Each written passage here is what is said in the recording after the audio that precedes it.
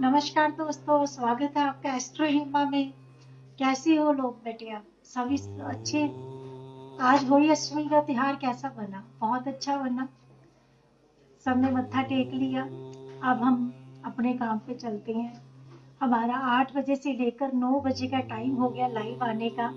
अब अगले त्योहार धनतेरस का आ रहा है। अब उसके बारे में चर्चा करते हैं कि धनतेरस का त्योहार कैसे मनाएंगे।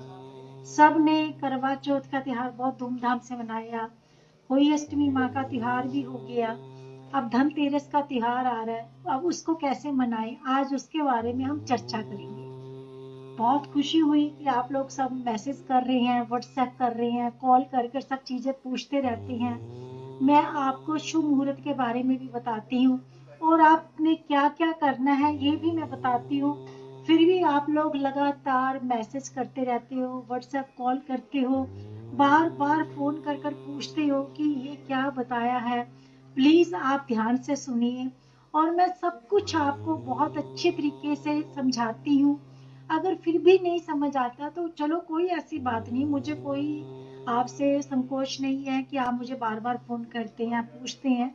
बहुत अच्छा लगता है कि अगर आपको कोई चीज समझ नहीं आ रही तभी तो आप लोगों ने पूछा होगा। चलो, अब धनतेरस कैसे मनाना है, कब उसका शुभ मुहूर्त है, धनतेरस के दिन हमें क्या चीज खरीदनी चाहिए, कौन सी चीजें हमें नहीं खरीदनी चाहिए, किससे हमें अच्छे फल मिलेंगे और किससे हमें क्या लाभ मिलेगा, आज हम इसके बारे में चर्चा करेंगे। दोस्तों, धनतेरस का जो त्योहार मनाया जाता है यह हमारे कार्तिक मास के शुक्ल पक्ष की त्रयोदशी के दिन मनाया जाता है। इस बार यह त्योहार 13 नवंबर को आ रहा है। दिन शुक्रवार का रहेगा। दोस्तों, ये जो धनतेरस का दिन बनाया जाता है, यह मान्यता है कि जब सूर्य अपने मंथन हुआ था, सागर मंथन हुआ था, उस समय में जो हमारे धन देवता थे, जो वो प्रकट हुए थे, लक्ष्मी माँ प्रकट हुई थी और धनवंतरी पैदा हुए थे। उस अपने हाथ में उन्होंने अमृत कलश लेकर वो प्रकट हुए थे समुद्र मंथन के समय में। और साथ में लक्ष्मी माँ भी प्रकट हुई थी। जो धन्वंतरी हैं उनको आयुर्वेदिक का भी देवता माना जाता है। मतलब हेल्थ के प्रति भी इनको कहा जाता है कि अगर हम इनकी पूजा आराधना करते हैं तो हमारा शरीर स्वस्थ रहता है। देखिए, संसार में हेल्थ बहुत जरूरी है। Health is wealth. अगर आपके पास धन दौलत खूब हो और शरीर और अपनी सेहत अच्छी ना हो तो उस पैसे का कोई काम नहीं है। सबसे पहले हमें अपने स्वास्थ्य को ठीक रखना है। अगर हमारा शरीर ठीक रहेगा, हमारा तंदुरुस्ती रहेगी, तभी हम पैसों का, धन का इंजॉय कर सकेंगे। अब देखिए, इस दिन कुबेर का भी बहुत महत्व दिया जाता है और कुबेर जो देवता होते हैं उनका भी इस दिन विशेष रूप से महत्व दिया जाता है। अब मैं आपको ये बताती हूँ कि हमें धनतेरस के दिन शाम के समय एक यम का दिया भी लगाना चाहिए। दक्षिण की तरफ उसकी डायरेक्शन होनी चाहिए दिए की। और शाम के समय अगर हम धनतेरस के दिन यम का दिया लगाते हैं, उससे ये कहा जाता है कि जो अचानक कभी मुसीबत हमारे ऊपर आती है वो मुसीबत हमारे ऊपर नहीं आएगी। इसलिए हमें इस जो धनतेरस के दिन शाम को एक यम का दिया जरूर लगाना चाहिए। पूरे साल हमारे ऊपर कोई भी अचानक मुसीबत नहीं आएगी, ये मान्यता मानी जाती है। और मैं आपको बताती हूँ, देखिए धनतेरस के दिन हमें क्या क्या चीज खरीदनी चाहिए। धनतेरस के दिन हमारा झाड़ू का, देखिए वैसे तो सोना चांदी पीतल का बहुत महत्व है। अगर कई बार को जो लोग सोना चांदी पीतल नहीं खरीद सकते, वो लोग एक झाड़ू जरूर खरीदें। अगर हम झाड़ू खरीदते हैं तो वो लक्ष्मी का ही रूप माना जाता है। झाड़ू को साफ सुथरा झाड़ू खरीदना चाहिए। ऐसा झाड़ू मत खरीदें जो टूटा फूटा हो और प्लास्टिक का हो। प्लास्टिक का झाड़ू इस दिन नहीं खरीदते। इस दिन सींख वाला झाड़ू और फूल झाड़ू आपको खरीदना चाहिए। और आपको मुख्य द्वार के ऊपर स्वास्तिक बनाना चाहिए। धनतेरस के दिन आपको सुबह ही अपने मुख्य द्वार पर स्वास्तिक बनाना चाहिए। इससे क्या होता है, अगर आप अपने मुख्य द्वार पर स्वास्तिक बनाएंगे, इससे माँ लक्ष्मी आपके बहुत प्रसन्न होती है। और आपको लाल कपड़ा ले लेना चाहिए। एक लाल कपड़े के अंदर आपको कमल गट्टे कुछ ले लेने चाहिए। अगर आप 5 कमल गट्टे ले सकते हैं 5 कमल गट्टे ले लीजिए, 7 कमल गट्टे ले सकते हैं 7 ले लीजिए, और प्लस कुछ धनिया लेकर आप इस लाल कपड़े में बांध लीजिए और इसे आप अपनी आराधना पूजा आराधना करें। और इस पूजा आराधना करने के बाद इस कपड़े को आप अपनी तिजोरी में रखें और नेक्स्ट ईयर तक इसे रखें। अगर आप इसको अपनी तिजोरी में रखेंगे, ये पैसे आपके पास कभी भी धन दौलत की, रुपए पैसे की कमी नहीं होगी। आपके घर में खुशियां ही खुशियां आएगी। अगर आप धनतेरस वाले दिन 11 गोमती चक्कर भी लेते हैं और उसको भी आप पीले कपड़े में बांध देते हैं और उस पीले कपड़े में बांध कर आप इसकी पूजा आराधना कर कर और पूरी इसको अपने अपने लॉकर में रखते हैं, इससे भी आपके घर में बरकत आएगी और कभी भी आपके घर में कोई भी प्रॉब्लम नहीं आएगी। इस दिन आप देखिए, घर के अंदर जो पानी का कलश होता है जिसमें हम पानी भरते हैं, अगर उस कलश को हम खरीद सकते हैं और लेकर अपने घर में आते हैं, तो ये मान्यता है कि आपके घर में कभी भी कोई भी दुख मुसीबत प्रॉब्लम नहीं आएगी। आपके घर में अमृत भरा रहेगा। क्योंकि जब वो समुद्र मंथन के समय निकले थे, तो उस समय उनके हाथ में अमृत का कलश था।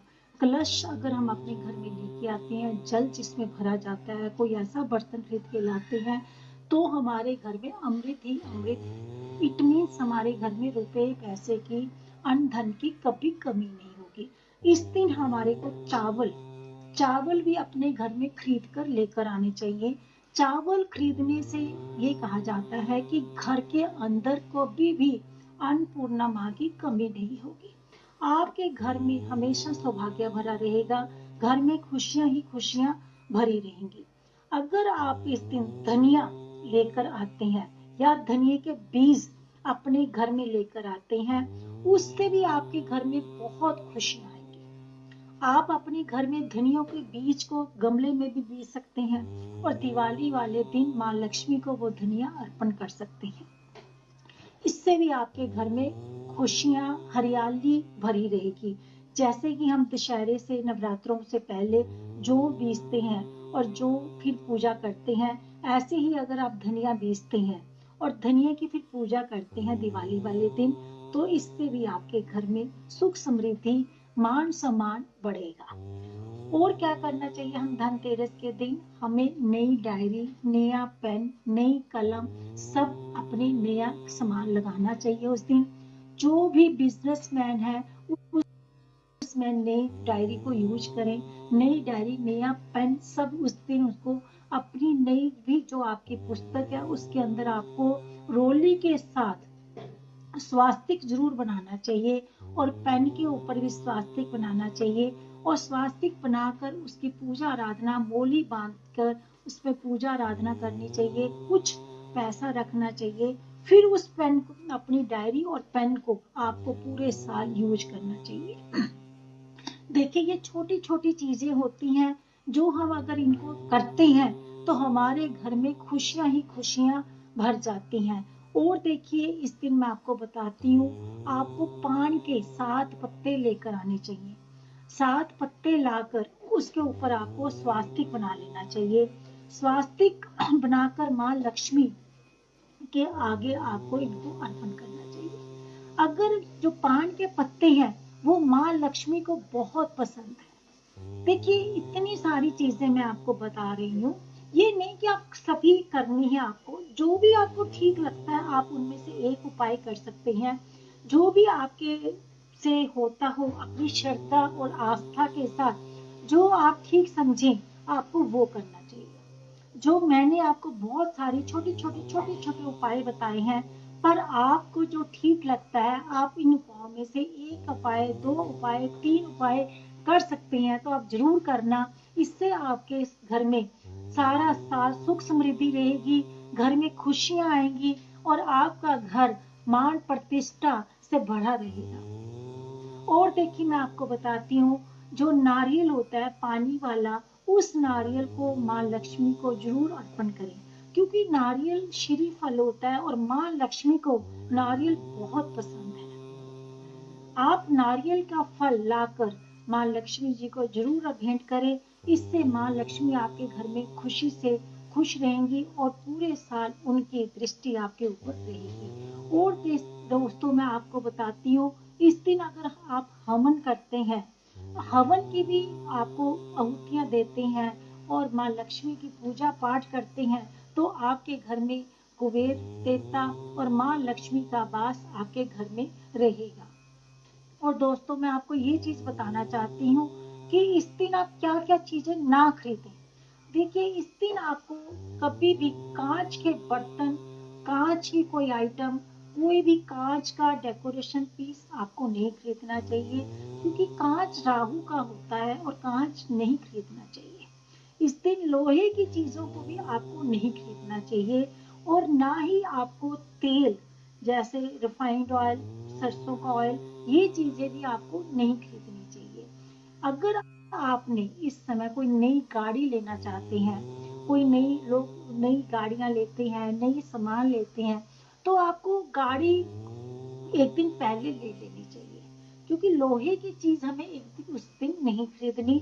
हमें हमेशा अवॉइड करना चाहिए ऑयल को, लोहे को और कांच की चीजों को। ये तीन चीजों को आपको हमेशा धनतेरस वाले दिन अवॉइड करना चाहिए, हमें नहीं लेना चाहिए। इससे क्या होता है, हमारे ऊपर राहु का वास हो जाता है और हम उस अच्छी चीजों के कारण, जो हमने इतनी खुशी से गाड़ी ली है, इतनी खुशी से हमने चीजें खरीदी हैं, उससे हम परेशान हो सकते हैं।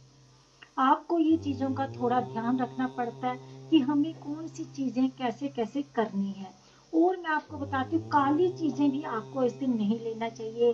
काले जो कपड़े होते हैं, काला, देखिए काला दुर्भाग्य को माना जाता है।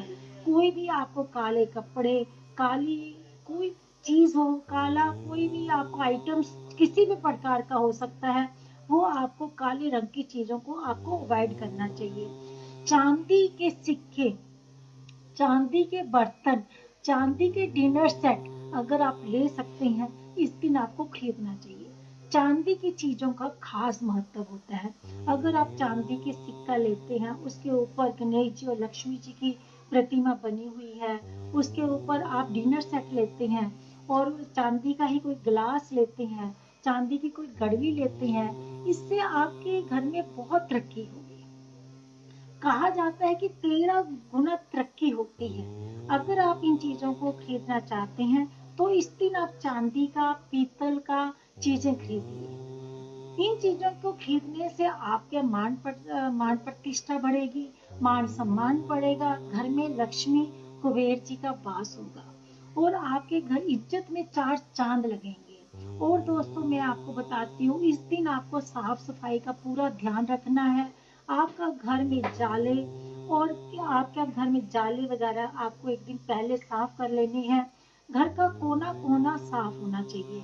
घर के अंदर आप केसर प्लस चंदन दोनों को मिक्स कर कर थोड़े से गंगा जल के अंदर इसको मिक्स कर लेते हैं। केसर को प्लस चंदन को गंगा जल में मिक्स करके पूरे घर के अंदर आप छिड़काव करते हैं, तो आपके घर में दिन दुगनी रात चौगुनी तरक्की होगी और जितनी भी आपके घर की नेगेटिव चीजें हैं, नेगेटिव वाइब्रेशन है, सब खत्म हो जाएगी। पॉजिटिव वाइब्रेशन आपके घर में क्रिएट करेंगी और आपके घर में पॉजिटिव वाइब्रेशन की आएंगी और घर में खुशियां ही खुशियां आएंगी।